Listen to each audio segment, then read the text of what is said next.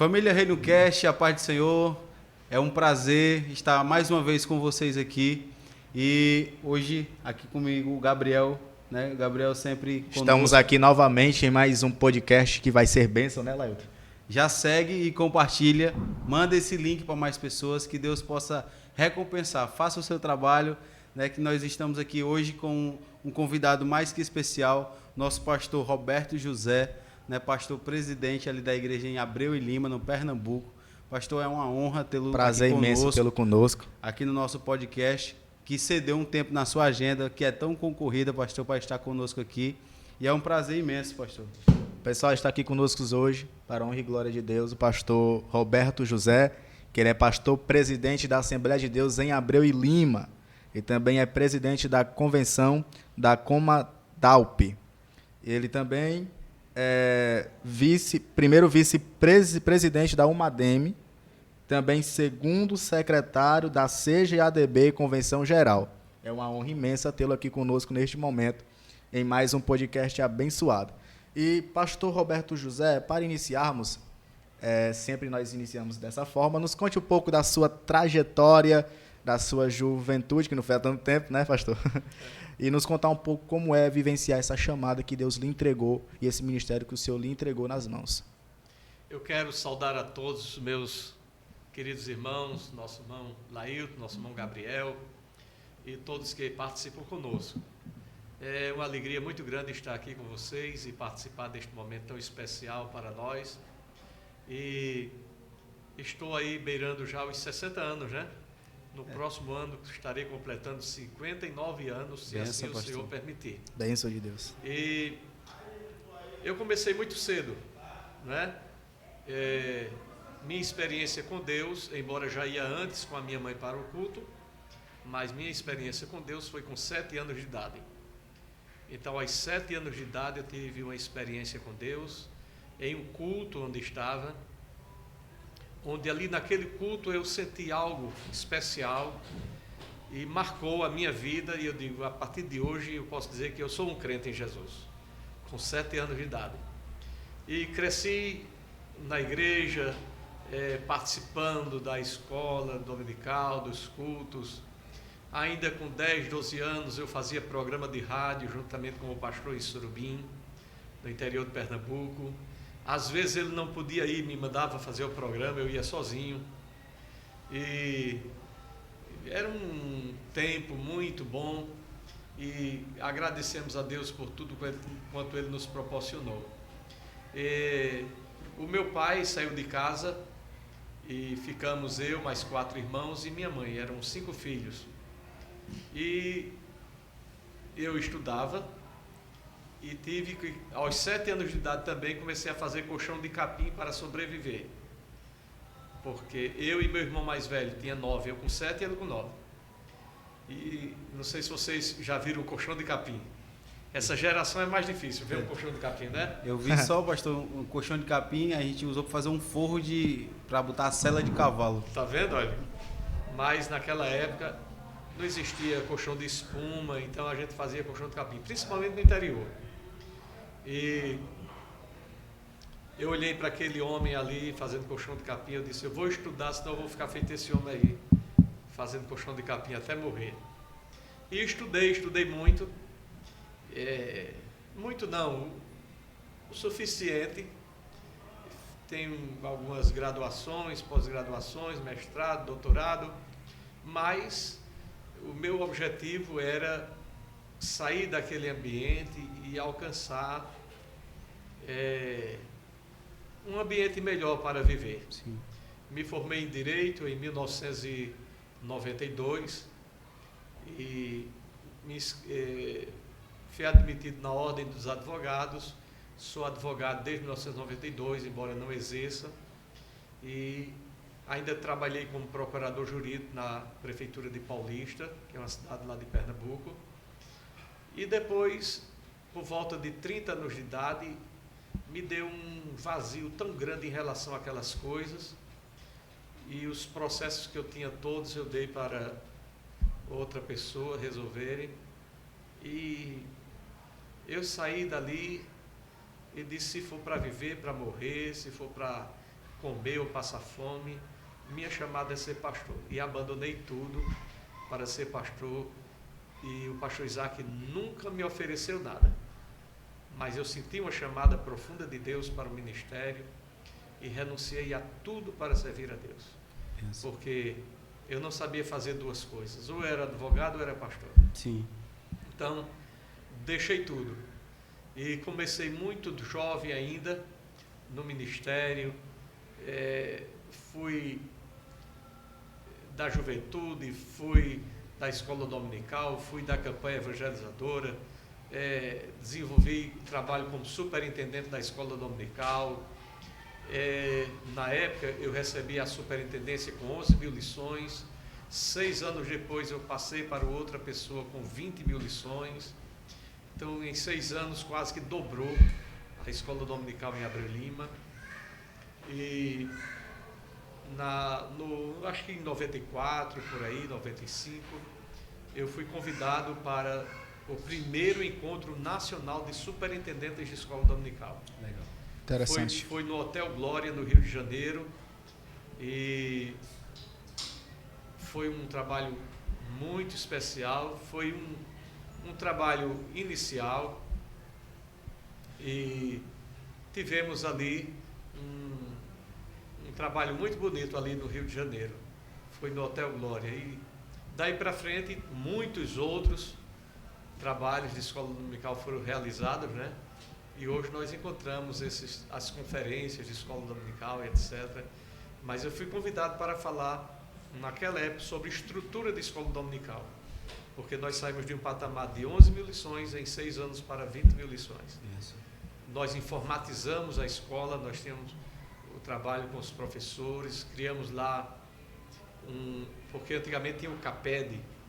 Sim, né? sim. Aí nós criamos lá em Abreu o Cabedal. Uma palavra que está em desuso hoje, mas se você for no dicionário você encontra cabedal, que significa couro grosso. Sim. Então alguém diz assim, fulano tem cabedal para ensinar, quer dizer, Tem um couro grosso. tem couro Tem grosso. couro grosso. Ele tem capacidade, Sim, isso aí, sim. numa linguagem figurada, né? Então nós criamos o Cabedal, que é curso de aperfeiçoamento básico da Escola Dominical da Assembleia de Deus de Abreu Lima, Cabedal. Isso. Virou uma sigla para a gente. E estamos aí nessa caminhada já há um bocado de tempo, e em 97 eu assumi a vice-presidência com 32 anos. Novo, né, pastor? E em 2004 eu assumi a presidência da Igreja da Comissão com 38 anos. Rapaz, esse pastor. E esse foi mais ou menos um resumo de tudo quanto passou. Chamou novo, Deus lhe chamou muito novo, né, pastor, para o Sim. ministério. Isso é uma bênção. Pastor, o senhor sempre conta, né, que a primeira pessoa que o senhor ganhou para Cristo foi a sua esposa. Como foi isso, pastor? Eu já era evangélico e minha esposa, eu a conheci porque eu passei no vestibular em 1981. Então, em 82, eu vim para o Recife para estudar. Quando eu vim estudar no Recife, era num colégio Opção. Era um colégio curso para pré-vestibular, etc. E quando eu cheguei, como esse curso era de um dos sócios dele, era um professor, irmão de um advogado com o qual trabalhei em Surubim, então ele me conseguiu um trabalho nesse colégio. E eu cheguei lá pela primeira vez, pela manhã, e quando cheguei assim na porta, vi aquela menina bonita, e quando eu vi, já acendeu a luz, né? Já acendeu a luz.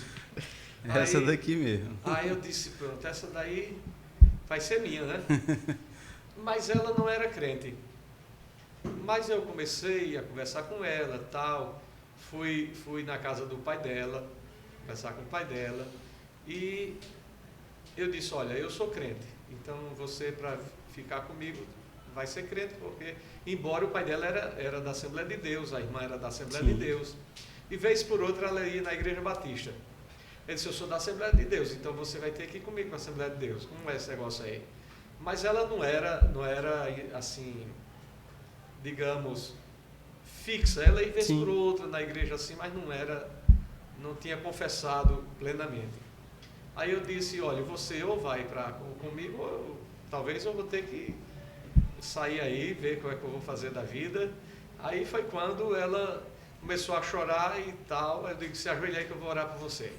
Feliz dia. Aí eu orei por ela e pronto. Aí aproveitei e fiquei com ela emprestada para mim até hoje.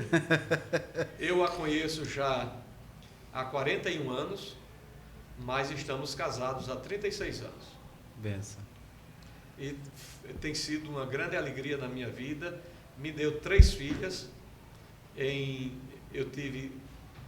A primeira nasceu e antes de completar 2 anos de casados, faltando 17 dias para completar 2 anos de casados, nasceram gêmeas. Vixe.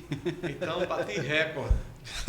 Antes de 2 anos de Ah, casado, tinha 3 filhos. 17 dias eu já tinha 3 filhas. Meu Deus. Rebeca, Roberta e Rafaela. Olha aí. Uma está na América, que é Rafaela, trabalho missionário.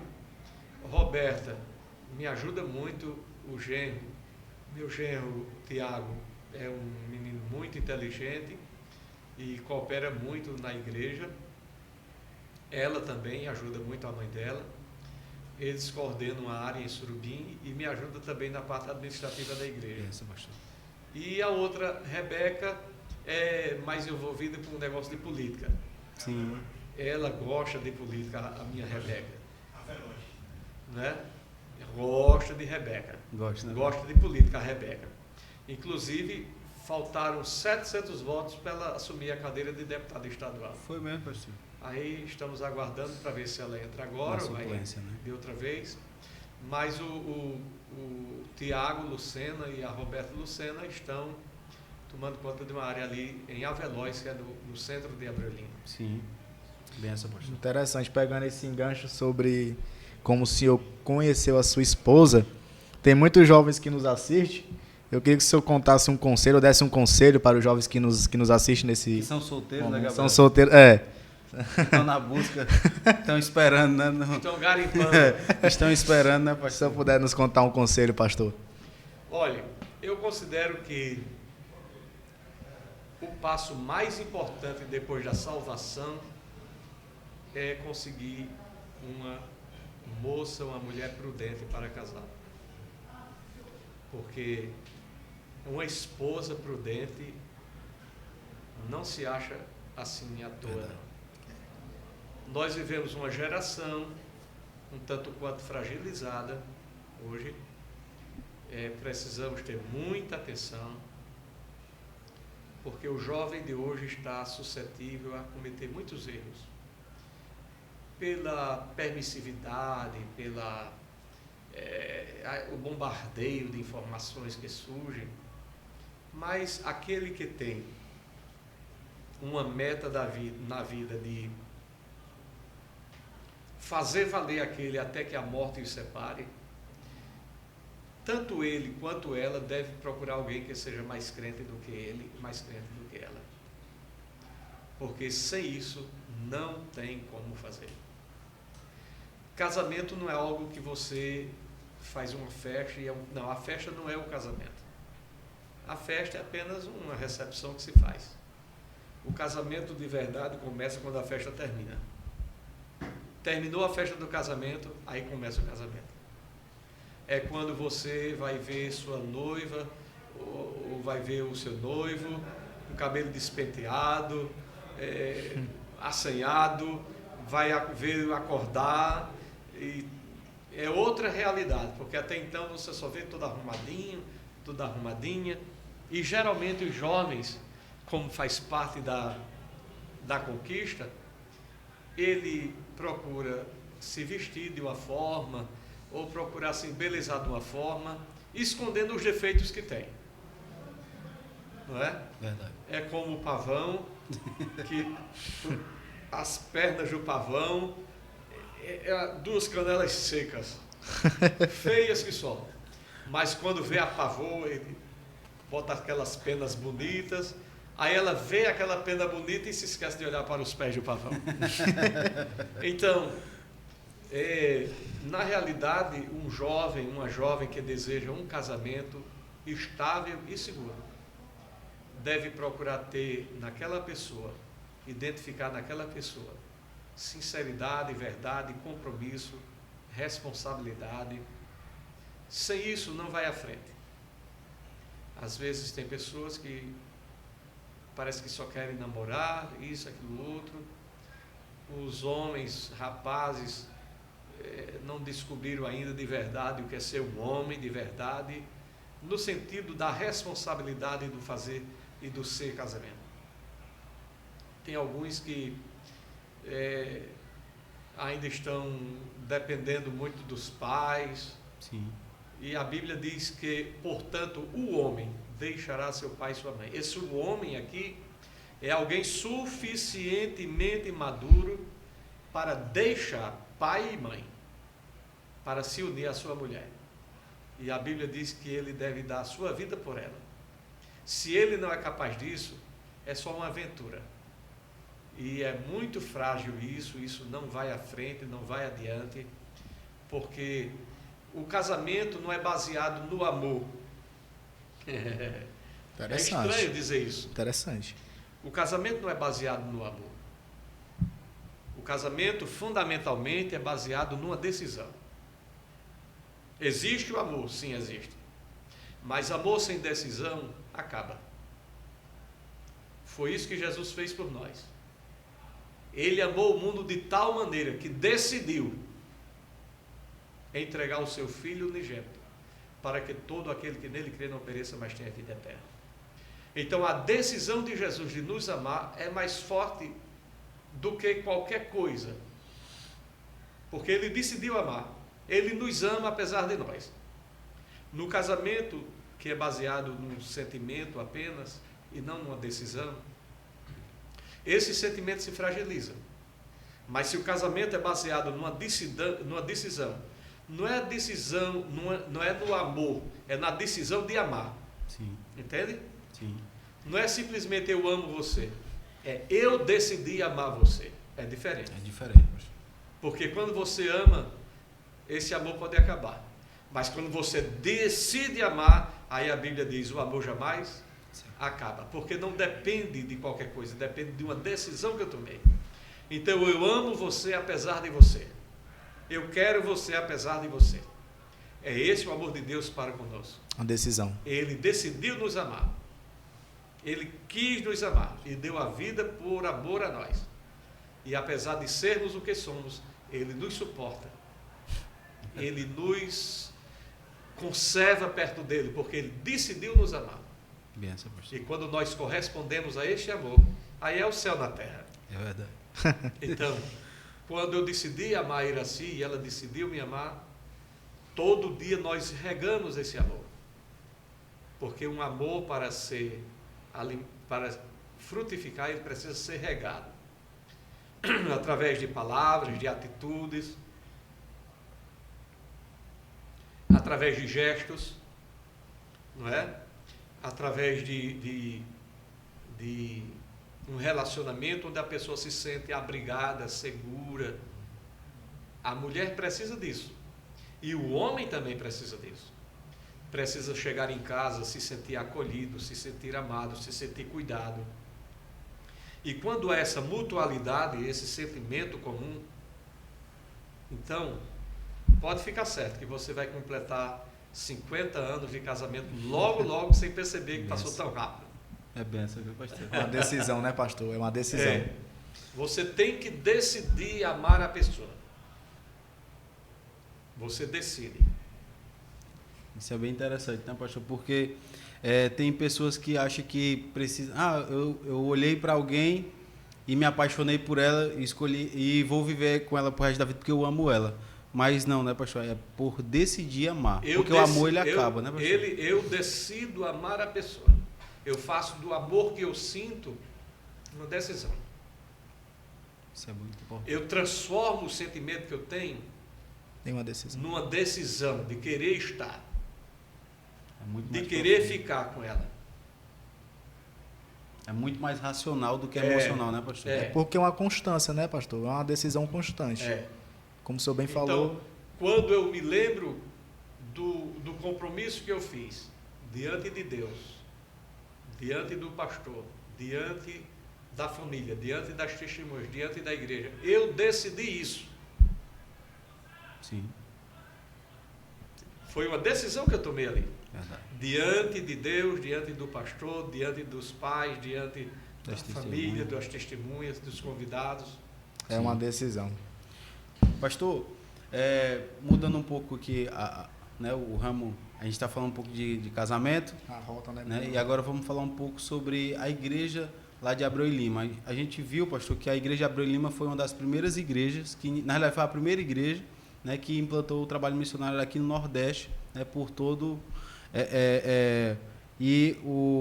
segundo umas fontes que nós tivemos aqui, pastor, ela praticamente quase em todos os continentes do mundo, né, a igreja de Abreu e Lima tem missionário. O senhor pode nos contar um pouco, pastor? De fato, nós já tivemos missionários, como temos hoje, em 10 países hoje. 10 países. Hoje nós temos em Paraguai, Peru, Equador, Estados Unidos, Portugal, Itália, Alemanha, Inglaterra, Quênia e Moçambique. Mas já tivemos missionários em Panamá, em Austrália, em Venezuela, que foram lugares onde nós já tivemos alguma ação missionária. Sim. Mas que por algumas questões não continuou. Em Bolívia também, mas hoje estamos em 10 países. Pastor Isaac ficou na frente da obra missionária durante 30 anos. E eu estou caminhando no próximo ano para 20 anos. Então eu andei mais da metade dele já. Não sei se com mais 10 anos eu ainda vou estar lá, mas pelo menos ele ficou 30 anos, porque o primeiro missionário foi enviado para Moçambique em 1974. Depois disso foi para Venezuela, de Venezuela foi para Equador, e no Equador a obra missionária lá já completou 48 anos esse ano. Porque 49 anos com Moçambique e um ano depois em Equador. E daí para frente nós espalhamos, tivemos missionário no Panamá, mas por questão de visto não pôde ficar. Tivemos missionário na Austrália, mas veio a falecer, aí retornou. E assim o trabalho missionário de Abreu e Lima, todo segundo domingo do mês, às vezes no primeiro por conta do Dia das Mães, Dia dos Pais. Mas todo mês, a partir de 1h da tarde, o templo está lotado. Termina às 15h30, porque eu tenho o culto às 18 horas. Então, o trabalho missionário de Abreu e Lima está se desenvolvendo já há 49 anos. Estamos caminhando para 50 anos, no próximo ano. E tem sido uma bênção. Deus tem abençoado maravilhosamente. E a experiência missionária que eu recebi do pastor Isaac, que foi um mestre, em tudo ele foi um mestre. Então, ele, em um período em que estava em construção o templo, parece que começou a surgir algumas dificuldades, ele nos reuniu, os obreiros, e disse assim, eu era muito novo ainda, ele disse assim, nós precisamos enviar mais missionários, porque senão a gente não consegue terminar a construção. Isso do ponto de vista da lógica é totalmente contrário, né? Mas na visão dele tinha que mandar missionário para Deus abrir a porta. Então foram enviadas mais duas famílias missionárias para o Equador, e aí Deus abriu as portas e ele terminou de construir o templo. Foi inaugurado em novembro de 1994, eu já era pastor, em 94. Inclusive foi secretário da comissão de organização para a inauguração do templo. Foi inaugurado em 94. Esse ano que vem, o templo vai estar completando 28, né? 40 anos, 30 anos já. 30 anos, 94 para 24, 30 anos. o novo templo, né? Interessante. Pastor, eu vi que o senhor cita muito o pastor Isaac, Pastor né? Isaac, isso mesmo. E o que é que o pastor Isaac ele representa assim para o senhor, pastor? Olha, eu não tenho como falar nada sobre qualquer coisa sem lembrar do pastor Isaac. Porque ele foi, para mim, ainda é, lá em Abreu e Lima, eu fiz um painel grande assim, tipo um banner, do trabalho da missão, e coloquei uma foto bem grande dele assim, e a minha do lado, que é para ninguém esquecer dele. Porque às vezes tem pessoas que fazem questão de encobrir ou esconder aquele que passou. Eu faço sempre menção ao nome dele, porque ele, quando chegou em Abreu e Lima, ele passou 34 anos e 8 meses. E durante esse período, ele sofreu duras penas para que o trabalho crescesse. Ele, quando chegou, tinha em torno, acho que umas 30 congregações. E quando eu recebi, tinha 200. Ora, de 30 para 200, meu filho, É muita. é um trabalho muito grande. Muito grande. Ele me entregou 200 e hoje, 19 anos depois, nós temos 700. 700 congregações. Agora, você pode dizer, mas pastor, de 200 para... Não, de 30 para 200 é mais do que de 200 para 700. É muito mais. Se você for fazer o percentual, 30 para 200 é mais do que 200 para 700. Verdade. E numa época de maiores dificuldades, porque hoje, de alguma maneira, as coisas são mais fáceis. Mas Mais naquela fáceis, época né? era muito mais difícil. Verdade. E ele construiu um templo, uma coisa maravilhosa, todo em mármore, em granito, em vidro, uma coisa. De lá para cá fizemos algumas reformas, melhorias, mas só é o que podemos fazer, porque o fundamento já foi posto. Sim. Né? A gente só faz tentar embelezar aquilo que já é bonito. Então, embelezar o que é bonito não é muito fácil, não. Porque já é bonito, nada que coloque fica mais bonito. Não é?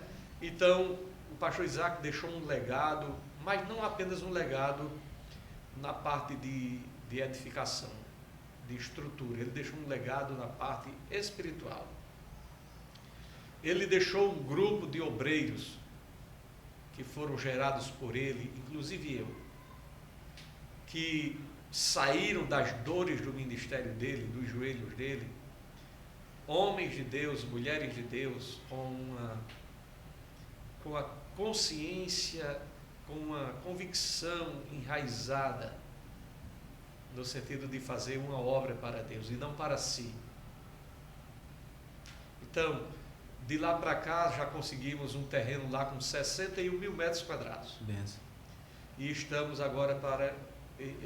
a estrutura pré-moldada já foi paga, falta só instalar, estamos esperando estiar um pouco, que está chovendo muito esse ano, para colocar no lugar, que mede 40 por 80. É uma estrutura que a primeira, vai ter outro auditório maior depois, mas é o primeiro auditório que vai caber em torno de umas 6 mil pessoas. É muita gente. Então, que lá dos trabalhos que a gente tem, é pequeno. É pequeno ainda, né, pastor? Porque nós reunimos lá 12, 15 mil adolescentes na semana. Meu Deus. Crianças, a mesma coisa. Nós temos trabalho de jovens lá. Então, dividimos todo dia uma turma diferente, porque não cabe todo mundo. Não cabe. Então, todo dia vai uma turma diferente. Aí, durante a semana toda, circula em torno de 12, 15 mil. Crianças, adolescentes e etc. Interessante. Nós vemos esses grandes eventos, pastor, que acontecem, a gente vê muito pela internet, né, Lailton? E já que o senhor entrou nesse ponto, o senhor poderia nos contar como é esses grandes eventos, como que funciona? Nós vemos aqueles jograis tão lindos, né, tão belos, e o senhor nos dá um relato de como é quando acontecem esses grandes eventos. Olha, o trabalho de crianças, nós temos a irmã Nilde e um grupo de coordenação de crianças lá, que é uma turma extraordinária, inclusive vai até para outros lugares fazer seminários e ajudar, orientando. Inclusive já foram para o Equador, lá ensinar o pessoal do Equador como trabalhar com crianças. Interessante. Então, sempre eles estão indo aqui, acolá, levar, eles chamam, porque vê o trabalho, aí quer ver como é, e chama, convida para, como é que vocês fazem, como é que é esse negócio aí ela vai, mostra como é, tudo e tal. Então, nós temos o trabalho de crianças, nós temos um trabalho de jovens, que eu criei já depois, a Escola Bíblica de Jovens, que dessa Escola Bíblica de Jovens, eu já tenho missionários, já tenho pastores dirigindo áreas, jovem que eu batizei nas águas, que hoje está no sertão, olha aí, como pastor Wilson, como Clifton, que é um pastor que ajuda ao redor do Templo Central, eu batizei nas águas. E outros que saíram da Escola Bíblica de Jovens e que se tornaram obreiros. O meu genro, que hoje está nos Estados Unidos, saiu da Escola Bíblica de Jovens. O outro genro meu, que casou com a minha filha, saiu da Escola Bíblica de Jovens. Então tem muitos que saíram da Escola Bíblica de Jovens, que hoje estão coordenando áreas, trabalhando no interior do estado, e até no campo missionário, como João Vitor, como Assuero, né? Que saíram todos da Escola Bíblica de Jovens de Abreu Lima. E às vezes eu consagro dentro da Escola Bíblica de Jovens, não faço nem na Escola Bíblica de Obreiros, eu faço na Escola Bíblica de Jovens. Já imposta logo ali? Eu já consagro ali mesmo. Aí nós vemos a importância. Isso traz uma dinâmica muito grande, porque como eu fui um obreiro jovem, e o pastor Isaac confiou em mim, então cabe a mim também confiar em outros também. Se comigo aconteceu, por que não pode acontecer com outros? E isso tem produzido uma nova geração de obreiros muito boa e segura, não é? Então, em Abreu Lima tem a Escola Bíblica de Jovens, tem um trabalho, um trabalho de adolescentes, que a superintendência todo ano faz esse trabalho. Então, o que faz? Como não cabe todo mundo, a gente cria uma espécie de faixa etária, né, crachá. Sim. Então, vem da área tal, 2.000 e tantos adolescentes. Aí, no outro dia, aquele povo que você vê ali, não é o que estava no dia anterior, não. É outro dia, outro povo. Que é para poder... Se o pregador pregar a mesma mensagem todo dia, é uma mensagem nova todo dia, porque é um povo diferente, todo dia. Entendi, pastor. Entendi, entendemos. Entendeu? Então aquele povo que a gente vê ali na igreja todinha, todo dia tem um público povo diferente. Porque não dá para colocar não todos. Não tem como. Não tem como. Interessante. É muito. E lá coloca 2.000 lugares, tem 2.000 lugares. Dias assim coloca mais cadeiras, dá 2.300, 2.200, 2.300. Congresso de mulheres que é um grupo só. Sim. Mas esse ano aconteceu uma coisa que nós abrimos a inscrição para o Congresso de Mulheres. Meio-dia encerrou. Meu Deus. Não tinha mais. E muitas mulheres querendo participar. Aí o que eu fiz? Eu fiz uma segunda semana de Congresso de Mulheres. Então, essa turma aqui ficou na primeira semana. Sim. E fizemos inscrição para outra semana do Congresso de Mulheres, com um povo diferente. E algumas que participaram da mesma semana, da primeira semana, se inscreveram também para a segunda semana. Passaram 15 dias.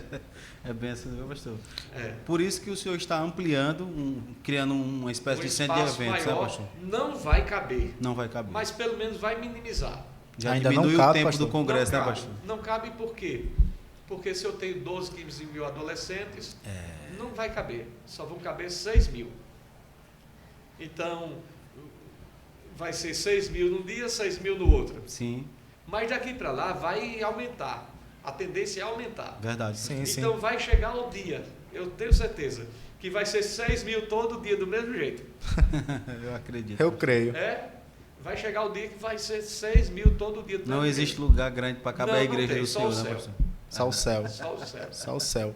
Trabalho importante, né? Com adolescentes e jovens. Verdade, pastor. E isso fundamentaliza, porque amanhã esses adolescentes de hoje podem ser futuros pastores. Exato. Né? E isso já traz a eles uma noção e uma visão sobre como é estar na obra, empenhado na obra, como é estar exercendo o ministério. Sim, sim. Né? Essa formação, pastor, é muito interessante, muito importante. Pastor, que conselho o senhor daria, né? Porque assim, hoje aqui nós estamos num evento de pastores, né? Que é aniversário do pastor João Gonçalves, presidente da CONADEC. Que conselho o senhor daria para os pastores, né? Para que como eles podem tratar esses novos jovens obreiros, né? O que é que eles podem fazer, aconselhar, para que a gente tenha uma nova geração surgindo, uma geração que priorize realmente o crescimento do reino de Deus, pastor? Eu vou falar para os da minha idade Sim. e mais novos do que eu. Sim. Aí. Porque eu não tenho ousadia de falar para os mais velhos. Sim, pastor. Não é? Entendo. Então, para quem tem até 58, 59 anos, a minha palavra serve. Os outros eu não sei, porque está acima de mim. Já passaram, né? Eu não vou me meter nesse negócio, né? Mas para os obreiros mais jovens, e se algum de maior idade acha que é relevante considerar, cabe a cada um. Mas o que eu tenho aprendido? Eu encontrei no corredor esses dois moços que estão ali. Olhei para eles e tal, Deus abençoe, meu filho. Foi assim? Por quê? Sempre que eu vejo um moço, uma criança, um adolescente, eu passo por ele e gosto de abençoar. Amém. Eu gosto de dizer assim, olha, você está lendo a Bíblia? Leia a Bíblia, ore a Deus, porque eu preciso de obreiro para me ajudar. Isso eu digo, eu falo como uma coisa muito natural. Eu não disse para eles, porque eles não são de lá, mas se fosse de lá eu tinha dito. Eu só disse, Deus abençoe. Não é? Mas se fosse de Abreu Lima, eu estaria dizendo assim, você está lendo a Bíblia? Você está orando? Ore. Você se prepare, porque eu preciso de obreiro.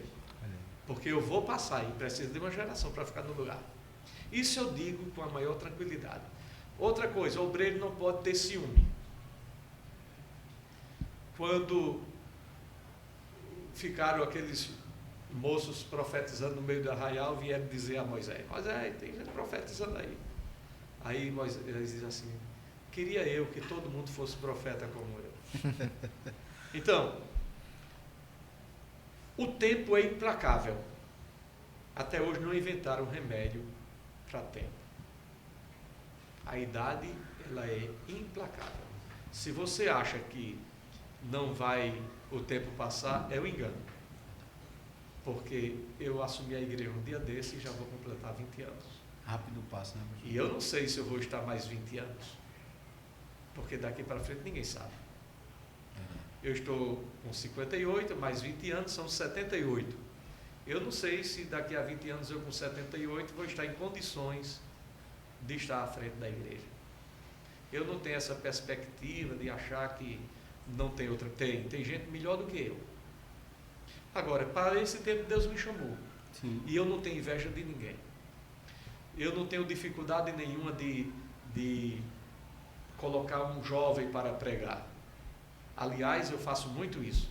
Eu estimulo isso. Eu comprometo o jovem dando oportunidade a ele. Então, se um pastor quer ter um ministério relevante, ele tem que trabalhar muito a juventude. Paulo, ele nos ensinou muito isso. Quando ele ensinou Timóteo, quando ele ajudou Timóteo, quando ele puxou até a orelha de Timóteo, desperta o dom de Deus que há em ti, Timóteo. Não parece que tu está meio devagar aí? Não, foi lá, puxou a orelha de Timóteo, não é? Então, por vezes ele disse, tu considera o que eu digo, porque o Senhor te dará entendimento em tudo. As cartas de Paulo a Timóteo são extraordinárias para novos obreiros. Então, essa questão de hoje, principalmente, estar junto com a juventude, com o adolescente, orientar, servir de modelo para ele, servir de referencial. Ele precisa de uma referência, que às vezes não tem em casa. Às vezes são jovens, adolescentes, que os pais não são crentes, então ele procura um referencial. Sim. Se ele não tiver alguém, e principalmente o pastor como referencial, ele se perde. Verdade. Então cabe a nós, como pastores, de alguma maneira influenciar positivamente na vida daquele moço, para que ele possa crescer de uma forma que não venha a se perder no meio do caminho. Então eu considero que é necessário o ministério hoje ter uma atenção muito especial com a juventude, preparando, tendo paciência, e tendo paciência. Verdade, pastor. E assim nós vamos conseguir conquistar uma geração para o Senhor. Amém. Pastor, estamos chegando ao final, né, desse podcast e eu queria realmente agradecer, pastor, o senhor, porque a sua agenda, pastor, é bem corrida, mas o senhor realmente tirou um tempo e eu me sinto muito honrado, né? O nosso podcast, Reino Cast, sinto-se muito honrado com a sua presença, pastor, que Deus possa lhe recompensar grandemente. Pastor, e eu queria que o senhor encerrasse com a oração aqui esse momento e falando as suas últimas palavras, meu pastor. Eu quero agradecer por estar aqui participando do podcast Reino Cast, agradecer a vocês que me convidaram, a todos que fazem a estrutura desse trabalho, considero importante, relevante. No meu tempo não tinha isso, né? No meu tempo não tinha isso. Então tem novidades que são boas, tem outras que não são tão boas, mas coisas assim são importantes, até para a gente compartilhar experiências para muita gente que às vezes não tem oportunidade de estar presente no trabalho e etc. E às vezes eu estou em Abreu Lima, na minha sala, e entram alguns jovens, eu sento com eles assim, e começo a falar com eles as experiências, as coisas que a gente não aprende em seminário, coisas que você não vai aprender nunca numa faculdade teológica. São coisas do dia a dia da vida, e foram essas coisas que eu aprendi muito com o pastor Isaac. Eu aprendi muitas coisas com ele, porque foi um homem que nos fez, serviu para nós de inspiração. Eu o vendo caladinho ali, mas aproveitando dele o tempo inteiro, como ele resolvia, como ele tratava, como ele falava, como ele dizia, como ele conduzia. Eu passei 7 anos como vice-presidente dele, então tive esse privilégio. Viajei muito com ele no Brasil, participando de trabalhos, eu como vice-presidente dele. Então foi para mim uma coisa muito extraordinária. E quando eu assumi o lugar dele, ele estava enfermo. E eu fui aclamado como presidente, não teve eleição. Eu fui aclamado como presidente. Eu não me achei digno de sentar na cadeira dele. Era uma cadeira de madeira, e eu mandei na marcenaria da igreja fazer uma cadeira parecida com a dele, para eu me sentar. Para no dia que ele viesse para o culto, ele sentar na cadeira dele e eu sentava na minha. No dia que Jesus guardou, eu tirei a cadeira dele e guardei também. Mas nunca sentei na cadeira dele, nem antes, nem durante e nem depois. Porque a cadeira dele é dele e a minha é minha. Então sempre fui assim com ele, sempre o honrei e até hoje honro a memória dele. Ele faleceu em maio de 98. Em maio de 98. De 2008, digo, porque eu assumi em 2004, foi 2008, em maio de 2008, dia 30 de maio, nunca esqueço. E ele foi sepultado, mas a memória dele está viva entre nós em Abreu Lima, e eu como pastor que fiquei ali na sombra dele, cooperando no trabalho até hoje, faço questão. Tem obreiros em Abreu Lima que nunca conheceram o pastor Isaac. Sim. Mas conhecem o pastor Isaac, de tanto que eu falo nele. Sim, a história. Então eu agradeço a Deus por isso, porque cada um de nós devemos aprender Eliseu pediu porção dobrada e recebeu porção dobrada. Sim. Mas quando chegou na beira do rio, ele não disse: onde está o meu Deus? Ele disse: onde está o Deus de Elias? Então, porção dobrada sem honrar a memória dos que passaram não adianta nada. Interessante. Então, Eliseu teve porção dobrada dada conforme ele pediu. Mas quando chegou na beira do rio, meu filho, ele disse: onde está meu Deus? Não, onde está o Deus de Elias? Então isso é importante lembrar. Verdade, meu pastor. Então eu agradeço a vocês, vamos orar. Amém. Que Deus abençoe a todos aqueles que participam conosco, que permaneçam firmes no Senhor, que ganhem este Ceará para Jesus. Amém. E que essa nova geração de adolescentes e jovens seja comprometida com Deus e que sirva a Deus de todo o coração, porque Deus tem algo especial para realizar na vida de cada um de vocês. Deus abençoe. Amém. Senhor Jesus, Pai querido. aqui estamos, ó Deus, diante de Ti, agradecidos, ó Pai, por Tua bondade e misericórdia sobre nós. Aqui estão meus irmãos, aqui está toda uma equipe nos bastidores, cooperando e trabalhando para que esse trabalho tenha êxito. Que a Tua mão de Deus seja sobre eles e que esse trabalho se torne cada vez mais relevante, alcançando milhares e milhares de pessoas que necessitam compartilhar experiências e aprender um pouco mais. Se de alguma forma, Senhor, tenho ajudado, seja o Teu nome glorificado por isso. Pai bondoso e eterno, fica com os Teus filhos e leva-nos em paz, em nome de Jesus. Amém. Amém. Chegamos a mais um final de um podcast. Que Deus possa abençoar todos vocês. Curte e compartilha esse vídeo e que Deus abençoe a todos. Se inscreva no canal, tá? Ative o sininho de notificações para vocês poderem ficar por dentro de tudo que acontece no YouTube, tá bom? E siga também a nossa página no Instagram, @ReinoCast Oficial. Que Deus possa abençoar a vida de todos, em nome de Jesus. Amém.